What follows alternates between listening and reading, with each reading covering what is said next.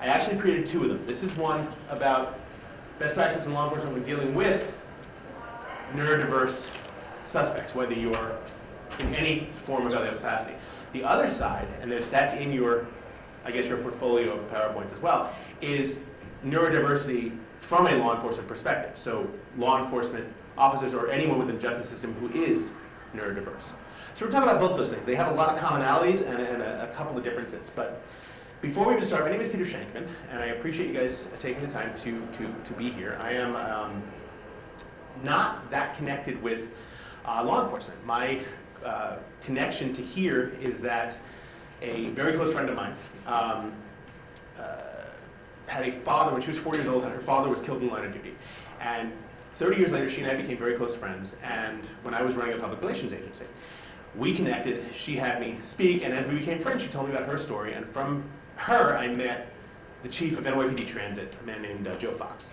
And Joe and I hit it off famously because he didn't realize at the time he was ADHD. And I'm like, "You're ADHD?" And that sort of, he's like, "Now things make sense." Long story short, that somehow got my ass onto the New York City Police Department triathlon team. Because I know you're confused. When I tell you I've done an Ironman, you're looking at me and go, no, Peter, you haven't. You've watched the movie Ironman while sitting on your ass and eating popcorn, but no, I've done several Ironman triathlons. And so for whatever reason, I was the civilian on NYPD triathlon for a couple of years. And from that, met just a ton of people in NYPD. Then randomly was giving a speech in Louisville, Kentucky last year, and was at the hotel, I guess, bar having a burger, and the person next to me worked here. And so we started talking about who we knew. We played New York State geography. And she said, there's this conference, you should submit. And I said, oh yeah, sure. And I because of ADHD, sent this submission, and immediately forgot about it. And didn't think anything of it. And 5 months later, I get this email that says, hey, congratulations, we accepted your presentation. And I emailed my assistant, I'm like, did you submit me for something? She goes, no. She goes, you did. Look at your emails. And anyway, that's why I'm here. So my purpose in talking to you guys today is not to bore you with tons of stats, although I'll give you a few, but the basic premise is to get a sort of a working understanding, a big overview of the concept of neurodiversity, because you've probably heard the term in some capacity, and depending on what generation you fall into, whether you're Generation X, like myself, I don't know if there are any boomers in the room, but whether you're Generation X, like myself, or Generation Y, any millennials in the audience, or Generation, okay, so millennials, Generation Y, Generation X, that's generation. If you got Generation Z, so here's the thing, Generation Z, which is entering the workforce right now, and has been for a couple of years, 53% of them assume and call themselves and identify as neurodiverse.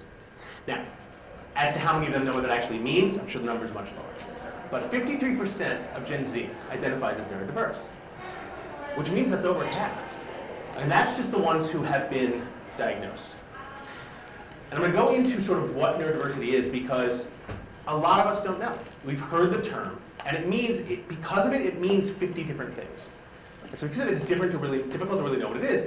But here's another interesting stat, and then I'll explain what it is. It has been estimated by psychiatrists and psychologists much, much smarter than me, that 73% of incarcerated males in the United States are undiagnosed neurodiverse of some capacity. Now, what does that mean? Neurodiversity is kind of the diversity of all diversities, okay? When you think diversity, you think skin color, you think men versus women, you think things of that nature. Neurodiversity is simply stating that the brain has different ways of being, okay? Before we became, in the pre-McDonald's era, before fast food, take it back 1,500 years before farming. Before farming, how did we eat? What did we do? We hunted. Before farming, we saw something, it was walking, we knew it could kill us, but if we killed it, we could eat. So for millions of years, or however long we've been on this planet, we have had the basis in our heads that when we see an animal, it probably wants to kill us. So we have to kill it first. Because if we don't, it'll kill us, and if it doesn't kill us, we're going to starve. Okay? That portion of the brain is called the amygdala. Okay? The amygdala is sometimes referred to as lizard brain, things like that. The amygdala's basic desire is to keep you alive and keep you safe. It's the reason that we understood from a very early age that you don't want to pet a saber-toothed tiger, but rather kill it and use it for food. And I'm sure that Thog, or whatever our caveman's name was, there was one caveman that was sacrificed to teach our brains not to go and pet a saber-toothed tiger. So we learned over millennia and millennia to adapt our bodies when needed. So when we get into a position of fight or flight, we adapt. Okay? When you are walking down a street in an unfamiliar city and all of a sudden you sense that something's wrong, that's not random sense. That's literally your brain taking over certain other parts of your brain. It's taking over critical functions from your hearing, for instance. The amygdala is designed to keep you safe and protected and keep you alive and propagate the gene pool. When you see something dangerous, when out of the corner of your eye you hear a loud voice, okay, and you hear voices rising, your first thought is something might be going on over there. As soon as your brain identifies that there's a problem, your hearing actually goes down a little bit. Because that is no longer an important part of your brain, an important part of where you are. What rises is your eyesight, and blood leaves your hands and starts pulling towards your legs. So you can what, if you need to? Run faster. Exactly. That's the amygdala. That's what that part of our brain does.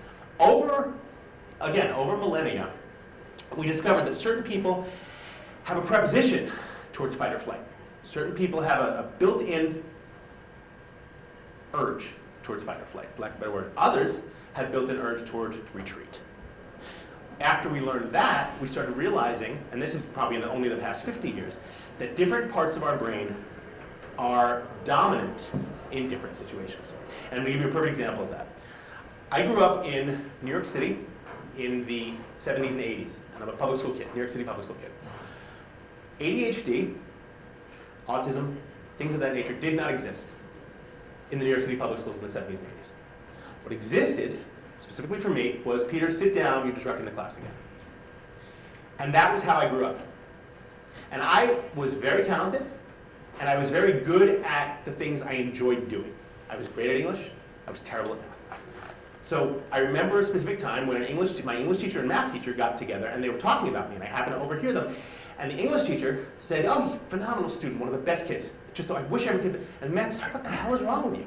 He's the worst student I've ever." He disrupts the class every single day. It wasn't until years later that I realized the things I loved, I was very, very good at, and I wanted to pay attention to the things I was terrible at. I needed to create more focused chemicals in my brain. Those chemicals specifically are dopamine, adrenaline, and serotonin. Those three chemicals in someone who is not neurodiverse, those three chemicals are created naturally and when needed. Okay, so you're walking on the street, you see something a little abnormal, dopamine starts to rise, adrenaline starts to rise. That allows you to get away, or fight, or flight, or whatever you need to do. Some of us have 25 to 35% less what's called monoamine inhibitors. And you don't need to remember any of these words.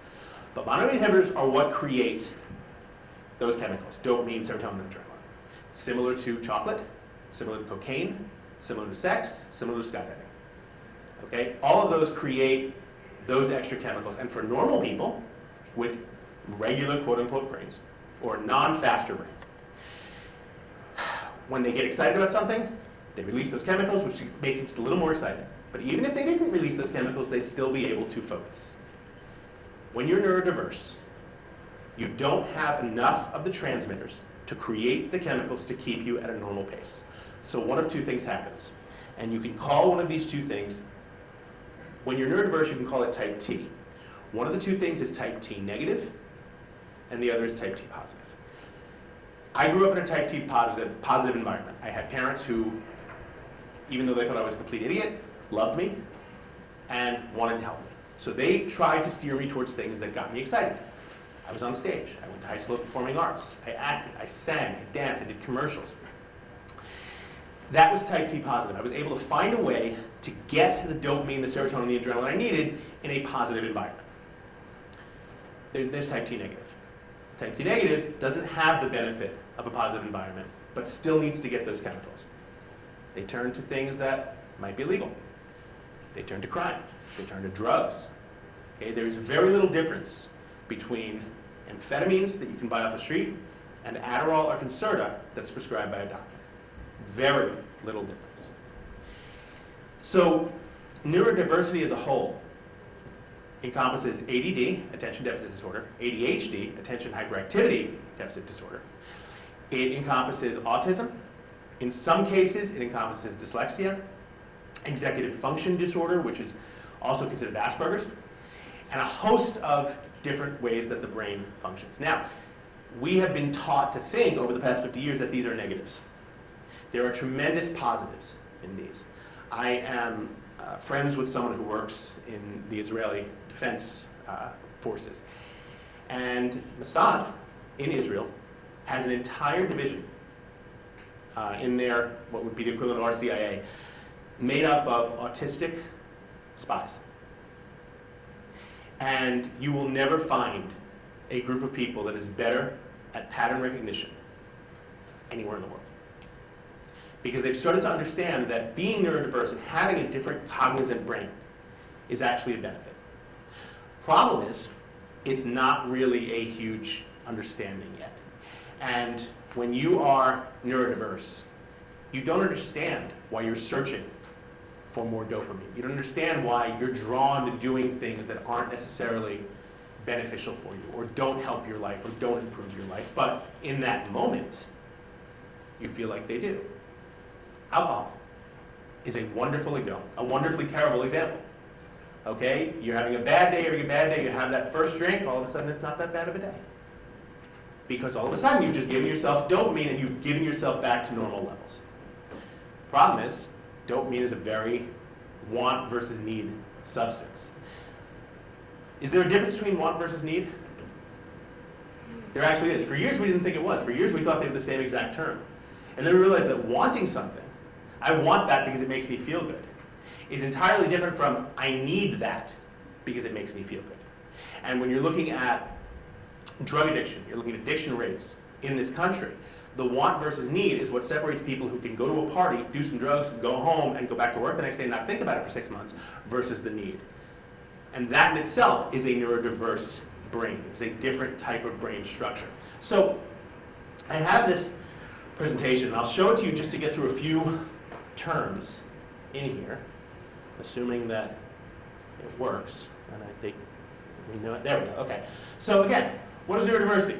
Different diversity of human brains and minds, including conditions like autism, ADHD, dyslexia, Tourette's.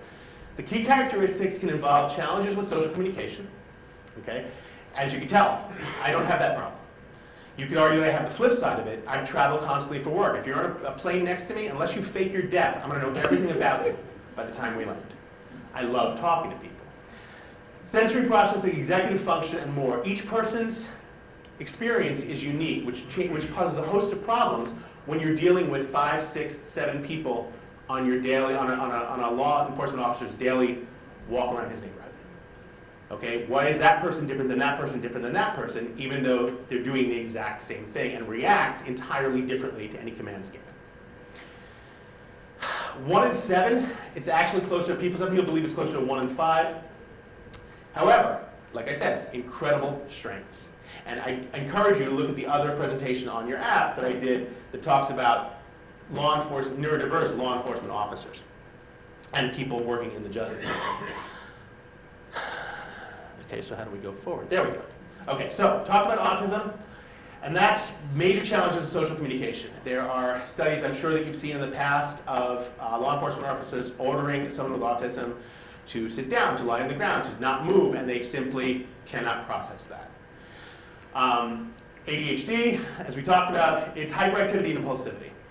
There is a friend of mine at Columbia is currently working on a project that needs to be done, but I cannot imagine the difficulty she's having in doing it. There's a rise in the 5 boroughs of subway surfing, which I'm sure you've heard about, and there's also a connected rise to deaths of subway surfers. And despite everything we know about how incredibly dangerous it is, more and more kids are doing it. And so a friend of mine who's a doctor at Columbia is starting a study to determine whether or not these children or these teenagers who are either caught doing it or worse, killed, exhibited signs of some sort of neurodiversity, whether it's ADHD or impulse control. Traumatic brain injury, TBI, is also plays a part. We're just starting to learn about that. Epilepsy as well, and then of course dementia, which we don't think about as neurodiverse, but when we think about neurodiversity, we think about younger people. Okay, we don't add the older generation into that. Why does the world not like me? Okay, there we go. Challenges faced by neurodiverse individuals. And this is really interesting because they face unique challenges during law enforcement, during interactions with law enforcement. Communication barriers. When you're dealing with someone who has autism or you're dealing with someone who has ADHD, they are already hyped up. Their dopamine, they're not used to the situation they're currently in. Okay, imagine how a regular person with no neurodiversity whatsoever feels when they get pulled over. Multiply that by a factor of 150. Okay, because they're living their lives 25 to 35% below normal levels of interest, and below normal levels of chemicals in your brain that make you focus. All of a sudden you get pulled over or you get told to stop or whatever, you've passed 100%, you've passed normal, now you're at 150%. And it is very difficult to focus and listen to instructions when you're above 100%. Okay, again, that's the amygdala trying to protect you. Unfortunately, in a current society, it doesn't protect you. It actually can do the opposite. Sensory activities and difficult understanding social cues. The social cues thing is huge because I often joke that my ADHD and autism as a kid, I had the social acuity of a turnip. Did not date, not through lack of trying. It was just, I had absolutely no, I was a goddamn theater kid and I still couldn't get a girl. It was really not a good scenario for me. But and years later, I realized it was because I had no ability to read other people. Okay, I've since learned how to do that, but it was not fun. And I cannot imagine it must have been fun for anyone who I happened to interact with. In law enforcement, it's not a question of is that fun, it's a question of is that going to create a serious situation from what could just be a routine stop. And so there are ways to think about that. One of them, and the most important, is effective communication strategies. And this cannot be talked about enough, but in terms of active listening, the biggest problem with neurodiverse people, whether it's any kind of neurodiversity, is the constant feeling that they are not being heard. I can talk from experience about, and I've written a book about this called Faster Than Normal, and I look at neurodiversity as a gift, but in Faster Than Normal I talk a lot about how when I was married, my ex-wife, I'm still very good friends with. We share a child, we're very close. But she'd get angry at me. I would explain what I did, that, here's what I thought. And she wouldn't actually listen because I wasn't actually apologizing. And so she'd get angrier. And as soon as she started getting angrier, all I heard was that she wasn't listening. So I'd start raising my voice. Now it's 40 minutes later, we're both screaming at the top of our lungs, and we can't understand why we ever started dating in the first place. If one or both of us had learned to listen cognitively and understand and wait to hear before immediately responding, when you're neurodiverse, you need to explain yourself because you're born and raised with the premise of having to explain yourself. Peter, why are you not sitting down and focusing on your math assignment? Peter, why are you doing the... Oh, it's because we're born to have to explain what we were doing wrong. Okay, and as kids who don't have the benefit of whether it's therapy or whether it's understanding families, when they get out into the real world, they already have 14, 15, 16, 17 years under their belts of having to defend themselves from what they did wrong. So the second they interact with any sort of law enforcement, their initial reaction is defense, not, sure, happy to answer any questions, but no, I wasn't doing that, here's the problem. And that's how it escalates. And it's not always because they're defending themselves. It's simply ingrained into their brain. 30 years or 25 years of being told you're broken and you're wrong takes at minimum 40 years to undo. The concept of concise language can't often be heard. If I mentioned in the beginning, the amygdala shuts down, doesn't shut down, but lowers here to focus more on other things like sight and touch and smell and things like that to get you out of the situation. So the simple act of saying, lie down on the ground, sometimes simply is not heard. Like from a chemical and physical perspective, is not heard. Right? You'll hear people say, I didn't hear him saying it on the ground. I would have complied, I didn't hear it. Right? They're not lying. it literally did not translate into that part of the brain that could have understood and received that signal. Nonverbal is huge as well, because when you are neurodiverse, your first interaction is not one of understanding when it comes to nonverbal cues. I used to do this all my life growing up. It was very easy. If you showed any sign of interest in being my friend, we were like this. I would come, hey, good morning, how are you? And I was touching, I was hugging. It wasn't that I was trying to make things awkward. I never had to try to make things awkward. It came very natural to me. But it was that it was there, right? And it took years of not only being told that I wasn't, because if I was told, fine, you just can't handle it, go away, start with someone else. Years later, I learned that I didn't understand societal cues. And you're going to find that very, very frequently. Neurodiverse individuals don't understand societal cues. The simple action of shaking someone's hand for a half a second too long, right, is awkward, but we don't necessarily see that. Right? So the concept of don't come any closer, why not? Right? That's where I am, let's talk. Is, again, add that to a heightened sense of dopamine already because it's a different situation, and here we are. Patience, I said this one to my ex-wife, patience and flexibility is neurodiverse suspects, they do need more time to process information. Because in our head, we've already played out the entire scenario. Whether or not it happens that way, we've played it out in our heads. Oh, that's it, I'm going to jail. That's the next 5 years. Next 10 years of my life, ruined, fine, whatever, it's done. You might want to ask us for the time. It doesn't even matter. That's how we see things going on. So the concept of being able to offer a little bit, not even flexibility, but a little bit of patience when you're talking to people, when you don't necessarily know how their brains function. And then finally, empathy and compassion. The first time someone who was not related to me gave me a hug after a really bad day and said, you're going to have a better day tomorrow. And she wasn't someone I was involved with or wasn't someone I was married to, just someone I knew who said, you're having a really shitty day, and just came up and gave me a hug. I lost it for about 30 minutes, and I'd never experienced that before. Right? And a lot of people with neurodiversity don't, because their societal and social cues are not strong enough to understand to allow that in, either to allow that in or to have people want to provide that to them. So again, a lot of it is nurture and how we're raised and how we're to understand human beings. Now I can't even tell. Okay, communication strategies, de-escalation tactics. Okay, so again, I am not in law enforcement. I don't claim to know anywhere near what every single one of you in the audience know 10 times more than I do about. But I do know that every study that has been done in both law enforcement as well as other, call it extreme environments.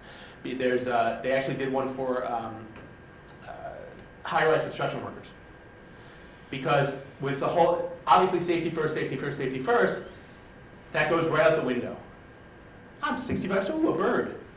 It sounds funny and we can laugh at it, but there is a higher level of safety breaches with neurodiverse individuals in any job site, anywhere in the world, whatever they're working on. Whether it's working in an office, stapling your finger because you wanted to see what would happen, to falling off the side of a building. Neurodiversity promotes the ability to, let's just see what happens. Okay? It's not a coincidence that 15 years ago I tried skydiving for the first time. And I tried it with 100 people. And 99 of them got their skydiving license, or 99% of them did their jump, got their little certificate, and moved on with their lives. I'm a Class B licensed skydiver now with over 500 skydives. That's not a coincidence. Okay, the amount of dopamine and serotonin, I feel normal when I land from a skydive. The same way someone would feel normal when they get off a stage after acting, the same way people feel normal after they boost a car. It is a different type of brain. So in terms of de-escalation, again, I'm not going to go into all of this because I know you all know this. But what you probably don't know or haven't been taught is to apply it in a situation where it's possible that you're dealing with a neurodiverse, whatever, person, suspect, person of interest, whatever the case may be. The concept of avoiding confrontation, of taking a step back, is very difficult because the law enforcement officers I've talked to and people in the Justice Department I've talked to, they're trained to protect themselves. Right? Completely understand that. I live in New York City. You know, you're trained to make sure that you get home safe at the end of the night. And that usually involves taking a dominant position. Problem is with neurodiversity, especially autism, especially ADHD, taking a dominant position is incredibly threatening and causes the other person to shut down, again, thereby producing that lack of ability to communicate.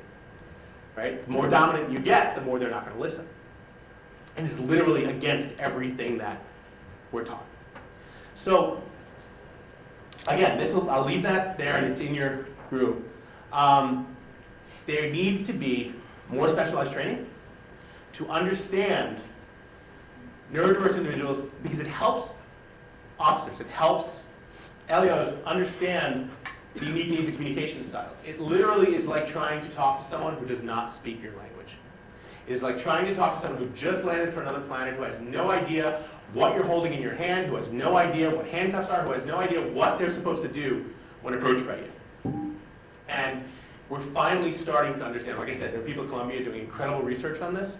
And my company, Mental Capital, one of the companies that I run Mental Capital as a psychiatrist, and we help companies and government entities and corporations understand, attract, hire, and retain neurodiverse employees while making workplaces more neuro-inclusive. And I want to talk to you for a second about the concept of neuro-inclusivity. Because I don't know if there's any government employees here in terms of federal government, but I did some work with the RAND Corporation, where we did a study on neurodiversity in intelligence agencies, so CIA, FBI, NSA, things like that, in the United States. And one of the things we discovered is that if you have any sort of security clearance above basic, which is what I have, what most of you have, any sort of security clearance above that, and you want to do something as simple as bring in noise-canceling headphones into your office because the noise gets to you, right? You might have sound deficiency, where every bit of noise drives you crazy and you can't function, right? Or ADHD, ooh, what was that noise? Let's go explore. You know, and it's 4 hours later. Anything like that. If you want to simply go out, get a pair of Bose noise-canceling headphones, and wear them in the office, you're not allowed to if you work in intelligence. Until you tell your superior that you want to wear headphones, to which they are required to get you an appointment with a psychiatrist who is approved by the federal government. And in order to get those headphones, that psychiatrist has to label you and put into your file that you are severely disabled. Probably not the best thing for your career. You have to be labeled severely disabled just to bring a pair of noise-canceling headphones into the office. So what happens? You don't tell anyone. You don't tell anyone, and your performance suffers. Because maybe they can't move you 2 desks away from the flickering light that you hear in your ear constantly. Imagine a world, right? You're laughing at it, but imagine a world where that didn't have to happen. Yeah. Other countries are starting to figure this out. And I'm not saying that we're completely behind, because we're doing a lot. 20 years ago, again, ADHD for me wasn't a thing. It was sit down, Peter, you're disrupting the class. And so to be able to have even this conversation and to have a room that's pretty full is a great step forward. It thrills me to no end. We need to focus more on it. And the other side of the coin is that we need to focus on creating neuro-inclusive environments within corporations, companies, governments, and agencies. Because there are people out there who are afraid to join you and to take jobs with you because they're not like you. Okay? I have to go to, so, and again, I have a prescription for a medication called Concerta. I take it about once every couple of weeks. I have an assistant who's been with me for 15 years and knows me up and down, backwards and forwards, and she actually puts the days on my calendar, she calls them pill days. Because I tend to get my dopamine from exercise. I get in my Peloton around 4:30 in the morning, or I go for a run outside. By the way, if you Google me, I'm the guy that got summoned and almost arrested for doing a 10-mile training run in Central Park that started at 4 a.m.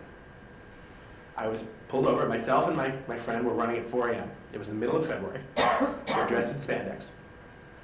We're overweight, we're sweating. And cop pulls me over and says, "What are you doing?"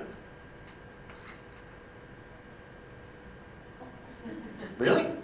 What? And again, first instinct, make a joke, diffuse the situation. Turns out that was the wrong idea. Because giving hand jobs for crack was not the right answer at 4:30 in the morning to a police officer. And I learned my lesson, that. But he said, are you guys running? I said, yeah, we are. He said, why? Because it's good for you. I mean, literally, in my head, it didn't make sense why he was asking this question.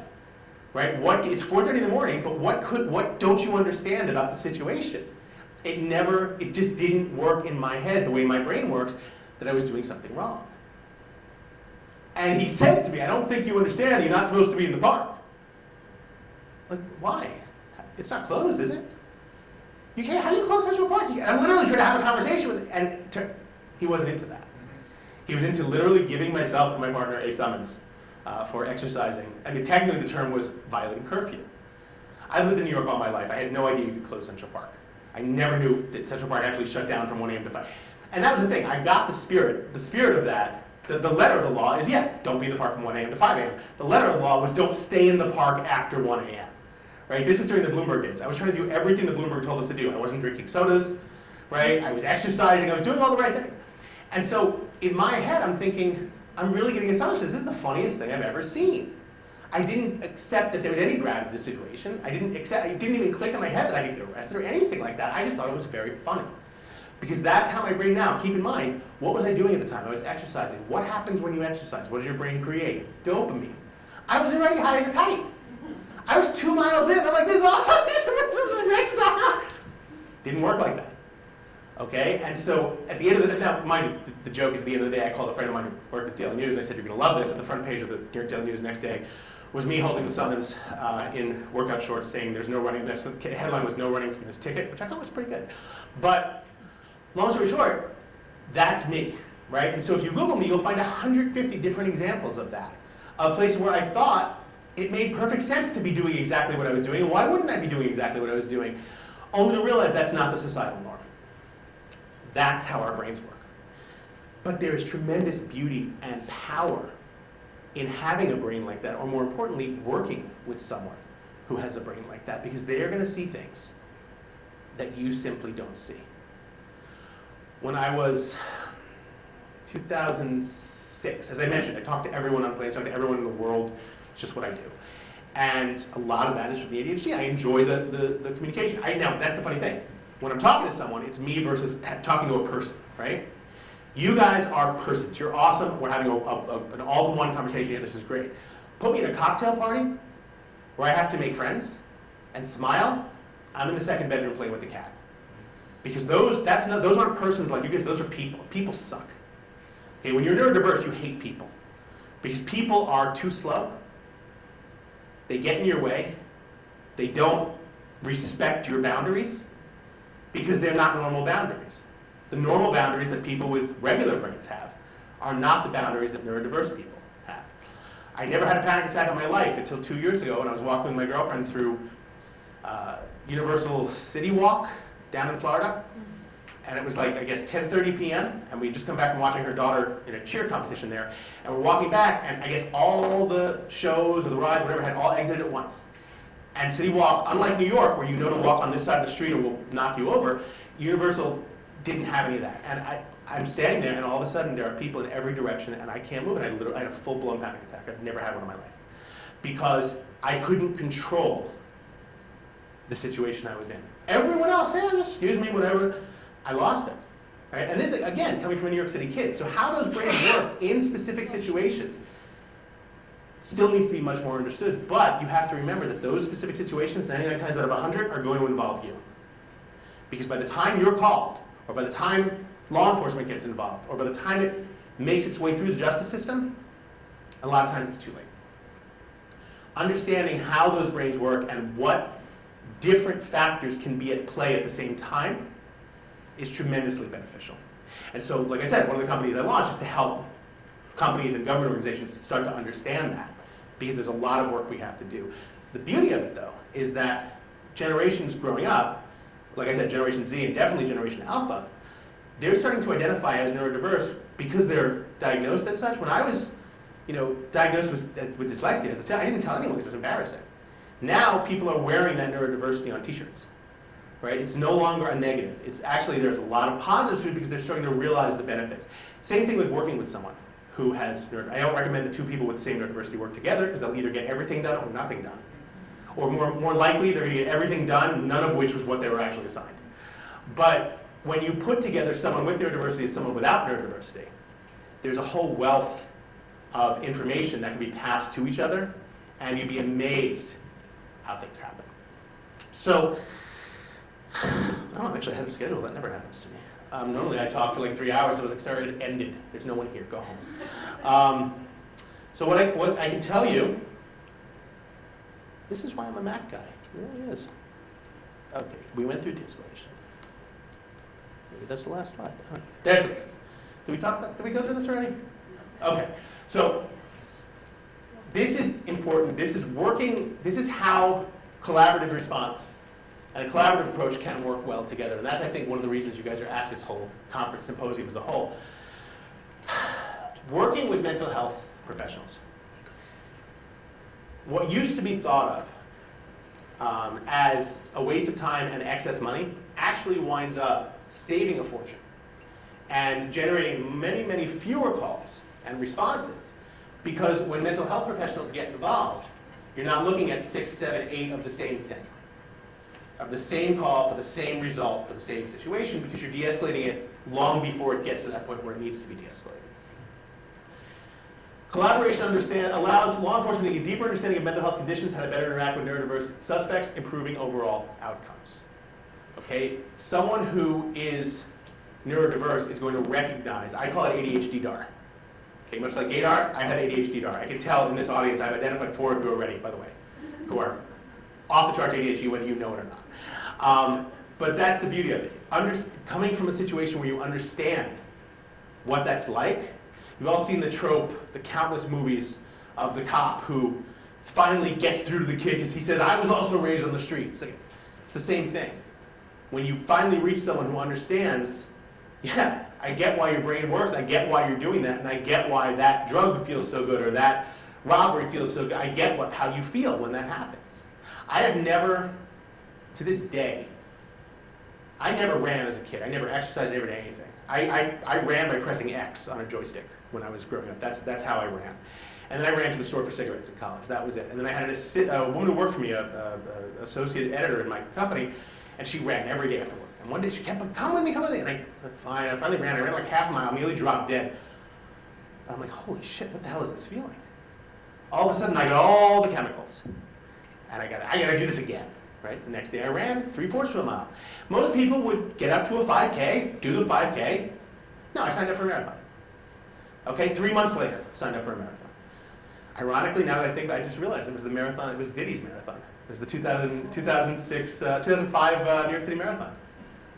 No wonder the streets were so, they felt oily. Okay, that makes sense now. But yeah, and I did the marathon, great, have to go faster. Next year, did it again. I've done 20-something marathons and 2 full Ironman. So, you get to the point where you're like, yeah, I get it. You want more of that, right? I don't like to wake up at 4 a.m. I wake up at 4 a.m. because if I don't get the dopamine from exercising before my kid wakes up, I'm not as good. And people see it. They see the difference. My daughter, when she was 5, I didn't get on the bike. It was a Sunday morning. I wanted to sleep in. I slept in. I still woke her up. We had breakfast. Daddy, did you go on your bicycle today? No, honey. I slept in. I was like, you're not as happy. Kid was 5. She understood.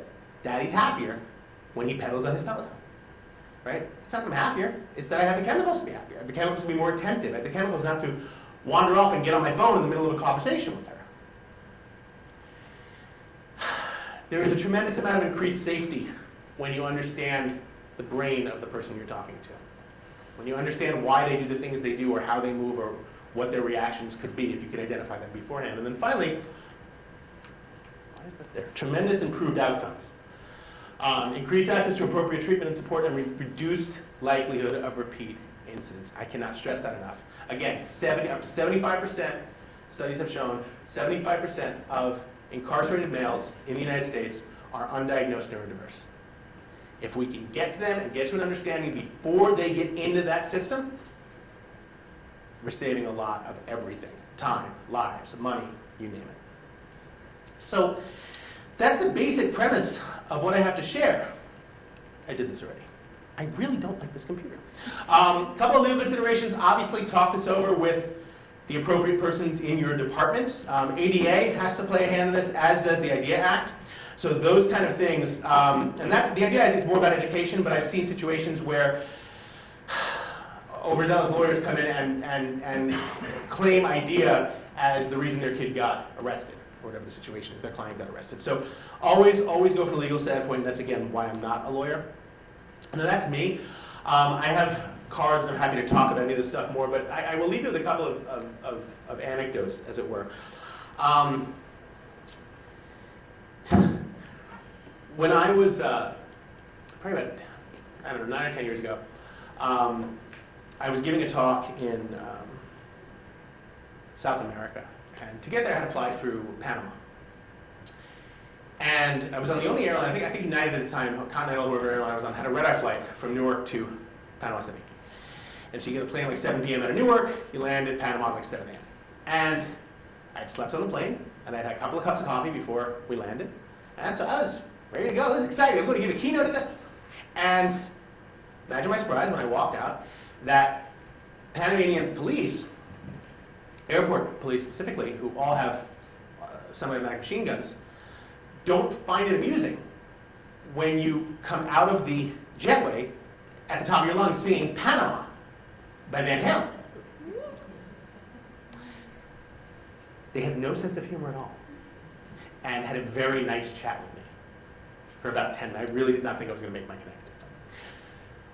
This is how our brains work. Normal people, people with regular, non-neurodiverse brains, ask themselves, is this something I should do? When we think of the idea, there's actually studies now that say that the first hit of dopamine doesn't come when the idea happens. It comes when you think of the idea. Oh, I should start this new company. Oh, I should take that skydive. You're already getting more drips of the chemicals that your brain doesn't make enough of for you to be normal. So why wouldn't you continue and wind up doing it? So most people think, you know what, never been to this country before, don't know how the cops react. I'm just going to walk out like a normal person like everyone else. But nope, here I am singing. Okay? And mind you, I thought I have a good voice, but it didn't go so well. Those are the kind of stories that I can tell you over and over and over. But the flip side of that, and this is how I'll close it off, and I want to take questions or whatever. The flip side of this is that we've talked a lot about the negatives of neurodiversity because that's what, unfortunately, people in this room have to deal with, primarily. Let's talk for a second about the positives. I had one job in my life, one real job. Right out of college, I worked for a company called America Online. For those under 35, the internet wasn't always free and it wasn't always available in the air. Okay, you had to connect your computer to something called a modem, M-O-D-E-M. You can look that up on Wikipedia, and you go into something called a chat room, which is like sending a tweet or a thread, but you wouldn't get a response. You'd send something in this chat room, then you'd go get a slice of pizza, you'd come back a half an hour later, and someone would have responded to you. And this is what we did in the 90s instead of dating. And I wound up, through a chat room in America Online, working at AOL and helped launch AOL News, helped launch the newsroom. And this was my first job out of college. And it was incredible because they didn't care how you worked. You want to work from home, you work from the Boreal Forest, you want to work at 2 in the morning, fine, just get your job done, we don't give a shit. And so I did that for 3 years, and I left AOL and I moved back to New York, and I got a job at Newsweek as an editor.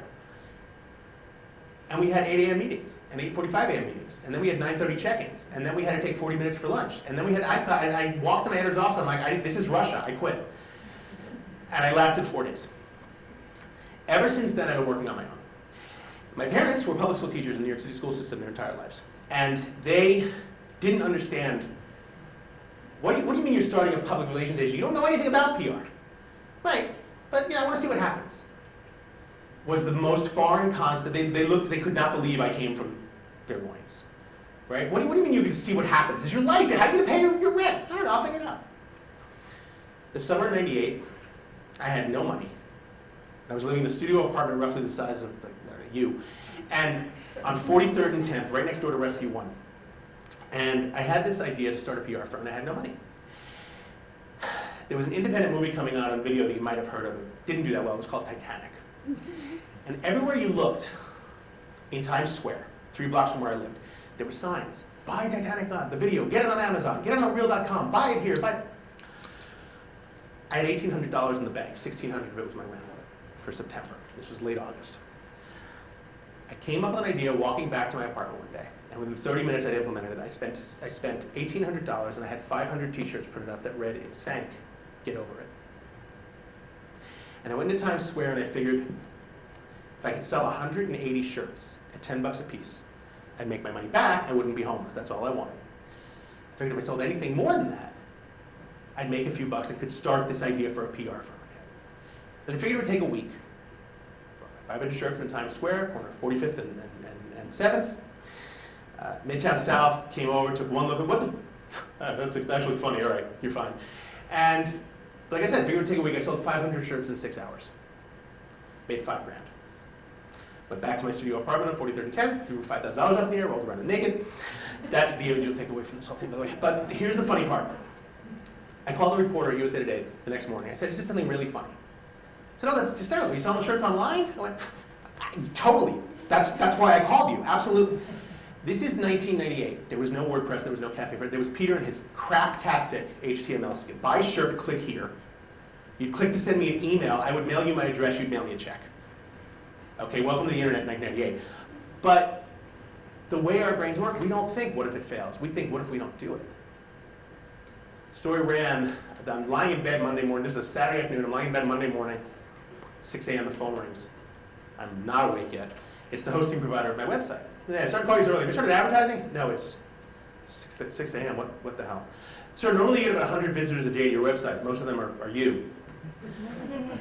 You've had over 37,000 unique visitors. You've taken down our first, second, and third primary servers. We only have 5. We'd like to know what's. I had no idea. I hung up the phone. As I put it in the cradle, it rang again. It was the Howard Stern Show. "Hey, we heard about your t-shirts. Well, come on the Howard Stern Show." I don't. You want me to? Yeah, come on the Howard. Why? I couldn't understand why. Do you want me naked? I don't understand why. Why would I go on the Howard? Like, you did that t-shirt. All of a sudden it clicked. It ran on the front page of USA Today. I sold 10,000 shirts on the web in 2 months at $15 a piece, cleared 100 grand. Started my first company. My dad was a principal of a school on the Upper East Side called Talent Unlimited Public High School. He'd send me his detention students, and instead of having to go to detention, they'd come to the principal's son's house where I'd give them pizza and they'd box up t-shirts, and they'd take them to the post office. It was essentially like J. Rule's Studio Sweatshop after school special. But that's how the ADHD brain works. That's how a neurodiverse brain works. We don't think about the consequences until they're too late, and when they work in our favor. It's like putting everything on black or everything on red 25. If it fails, you're broke, but if it works, you're rich. And so I encourage you, as you learn more about neurodiversity, both within law enforcement and out of it, understand that we only generally, usually, hear about the negatives. There are tremendous, tremendous positives. And the part that scares me, and the part that I hate thinking about, is how many of those positives never get a chance to shine because they're either never diagnosed or they're sent down a road that winds up with them unable to do anything because now they're in legal trouble or they're incarcerated or whatever the situation is. So I encourage you to learn about this stuff. I'm happy to, I have cards up here. My email is peter@shankman.com. I'm not allowed to put anything on my calendar. Like I said, my assistant doesn't let me do that, but I am allowed to answer all my own email. That number actually rings to this cell phone in this pocket. I encourage this communication. And it doesn't even have to be about mental health. It could be about the Mets or PR or whatever. But I'm always happy to chat, as you guys can see. At your, fair warning, it's at your own risk. Chat with me once and we're going to become best friends. But I'm always happy to talk about this. And I encourage you, on a final note, to start to open your mind to learn more about different types of neurodiversities and what different brains can offer as a positive section. Because there's so much that we're just starting to learn about what those brains can do. So I really appreciate you guys taking the time to do this and taking the time to come here and listen to me. And if I can answer any questions, I'm happy to. My name is Peter Shankman. Thank you very much.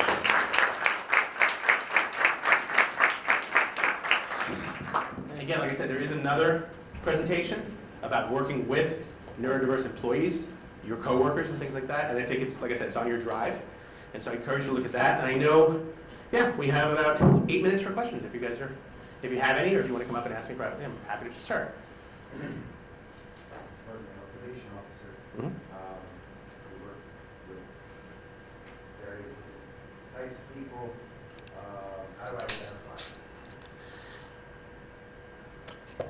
So one of the things that research has shown is that in your line of work, the chances of them already being diagnosed as learning as neurodiverse or any form of learning neurodiversity is going to be very small. Right, so that doesn't exist. So the question becomes, what can you do? So what can you understand? Watching them and watching your interactions with them right away will start to give you some sort of insight. You know, is it, and again, I'm happy to sit down with you and give you, there's so many, in the DSM, there's so many manuals and stuff on this that, you know, signs of autism, signs of ADHD, signs of Asperger's, and once you understand them, they're very easy to understand, but the basic premise of, you know, for instance, ADHD for me is this constant desire to explain to you that I'm not at fault, right? And it sounds what you normally hear from anyone in the parole system, but it's more intrinsic than that. It's more about the fact that I don't care if you believe me, I need to believe me, right? I know I wasn't doing anything wrong, I was simply doing X, Y, Z, right? And it's that listening, it's not the defense of what they were doing, but rather the desire to get you to hear them, whether you believe them or not, to get you to hear them. The more people that I talk to, and the more people I interview, and the more studies I've seen, again, that's the biggest issue, is feeling heard. Once someone who is neurodiverse feels that they are heard, whether it's in a relationship, whether it's in a parole officer situation, whatever, once they feel they're heard, they will open up much more about their situation. So the best advice I can give you, again, not being a doctor, the best advice I can give you is to focus more on active listening. The simple cues of, you know, when they say something, that slight nod of your head, right? That I'm sure you've learned in countless continuing ed things that you're going to have to take, the concept of, you know, visual cues and body language and things like that. The simple act of giving that sign that you actually are actively listening to what they say, you're not just going and writing down the paperwork, right, is going to slow them down because it's going to put them more at ease. And that's almost any neurodiversity. It's going to put them at ease where they feel, okay, this person's actually taking the time, I can open up to them. Ask 99.9% of any sort of neurodiverse persons, they want to be heard. They want to feel like you actually are listening, not just because you have to, because it's your job, but that you're taking an interest so you can learn. Once they feel that, they're going to open up. Again, that's why the person on the plane is never safe next to me. Because when they say, oh, what do you do? Well, you know, it becomes that whole conversation. So being able to show active listening and being able to show that you're paying attention, not just because you have to write it on a form and you want to get them out of there and go to the next person, but because you actually take an interest, as slight as it may be, is enough to get them to start opening up. And once they do open up, then it becomes a conversation, not just a defense. Does that make? Yeah. I mean, I know it's an easy answer for a non-easy question. I get that. I guess I'm just trying to decipher between my behavior for someone who is neurodiverse and someone who's not. The best suggestion I can give you is active listening to everyone. The reaction that they come back with is going to wildly differ between neurodiverse and non-neurodiverse. Non-neurodiverse is going to care. Whether you're listening or not, they're there, they don't want to be there. Neurodiverse is literally, you're going to see a shift because they're going to see that you're focused on them and not just, how many times have you called or gone to, you try to check in for an air flight, right? And even though your luggage is a pound heavier, they're going to charge you $50, nothing you say will change their mind. You know they're not listening, right? They simply want you to pay the money so you can get it so they can go to the next person. That's not active listening, right? Active listening is sitting there and saying, okay, tell me more. Not immediately moving to the next question. Not saying, yeah, sure, and dismissing it. The second they don't feel that you're dismissing them, they're going to open up. The non-neurodiverse person is not going to care. Okay? And again, happy to share if you give me your email, anything I get further on that topic, I will gladly send it away. Because I'm on way too many mailing lists about that stuff. So I'm happy to share that with you. Anyone else? Sir? Do you see any negative effects, potential negative effects of this popularity of self-diagnosis? So yes, TikTok fucking sucks, pardon my French. Okay, it is, you know, everyone on TikTok is ADHD. It's amazing how one app, 100% you have to be ADHD to be on TikTok. I refuse to allow it on my phone. Well, for several reasons. I used to work for a company called Huawei in China. We can talk about that later. But yes, there's a huge difference between self-diagnosis and, or as I say, there's a huge difference between I forgot my keys and I'm ADHD. You're not ADHD because you forgot your keys, you're an idiot. Find a hook, hang the hook in the wall, put the keys there every day. You're not ADHD, right? There's a giant difference between the two. So yes, you are getting a lot of people, when I say that 53% of Gen Z, I'm not talking about people who are self-diagnosed. Those are 53% of people who have been diagnosed with some sort of neurodiversity. Surprisingly, the second largest, after Gen Z, the second largest diagnosed category of people are Gen Y or millennials and X, because they're taking their kids to the doctor, getting this diagnosis, and they're saying, holy shit, that sounds exactly like me. And all of a sudden, 53 years of questions have been answered in one pediatrician's visit, right? So, I look at my daughter. My daughter, of course, knows everything about ADHD because she's 11 and she hears me on these conference calls and giving these speeches or whatever. And so she's smart. She's starting to do things. Jessa, I asked you 4 times. Change Waffle, that's our dog that I didn't want. Change Waffle's pads. I'm a cat guy.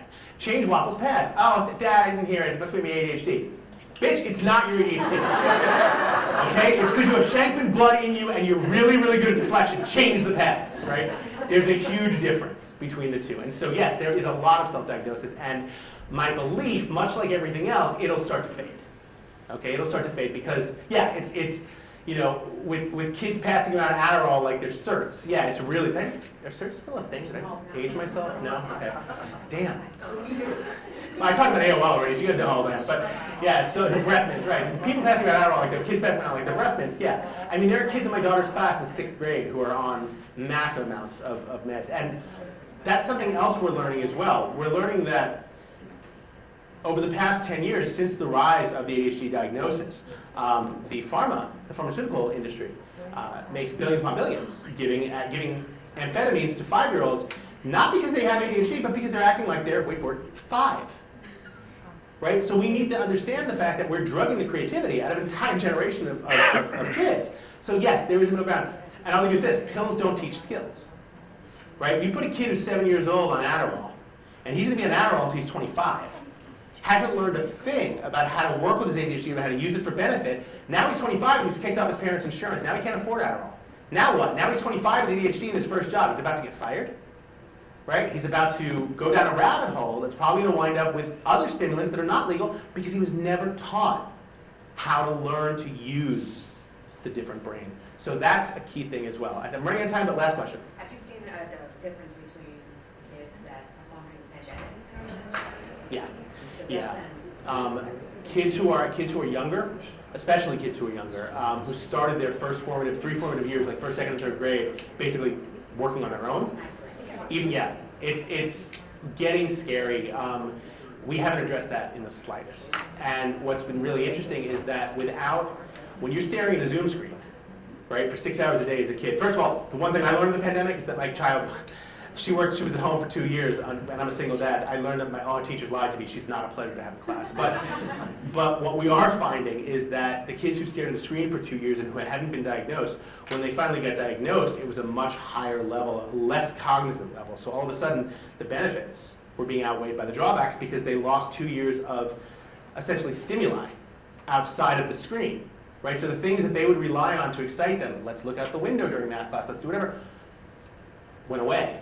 And so all the negatives of the neurodiversity and none of the positives shone through. So yeah, we're starting, and we're only just starting to see that because it's only been a couple of years, but within the next 3 years, there'll be a ton of studies, and I don't think the news is going to be good on that front. I think I'm out of time. Guys, again, thank you. Thank you.